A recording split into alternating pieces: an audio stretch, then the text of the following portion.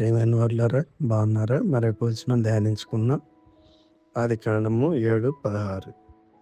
ప్రవేశించిన వానియు దేవుడు అతనికి ఆజ్ఞాపించిన ప్రకారము సమస్త శరీరంలో మగదియు ఆడిదియు ప్రవేశించను. అప్పుడు యెహోవా ఓడలో అతని మూసివేశాను. విధేయత. నోవహు మరియు జంతువులు ఓడలోనికి ప్రవేశించినప్పుడు దేవుని ఆజ్ఞకు నోవహు చూపిన విధేయత స్పష్టంగా కనిపిస్తుంది. దేవుని ఏర్పాటు.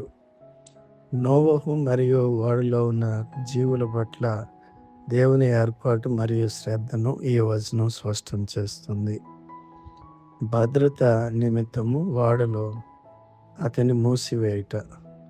ఓడ వరద నీటి నుండి సురక్షితమైన ఆశ్రయమును కలుగజేసింది. ప్రభువైన యేసుక్రీస్తులో మనకు కలిగిన భద్రత. పైనున్న వాటి మీదనే కానీ భూసంబంధమైన వాటి మీద మనసు పెట్టుకొనకుడి. ఎలాగనగా మీరు మృతి పొందితిరి, మీ జీవము క్రీస్తుతో కూడా దేవుని యందు దాచబడి ఉన్నది. కొలస్సీ 3:2-3 వచనాలు. దేవుడు మిమ్మను దీవించునుగాక. ఆమేన్.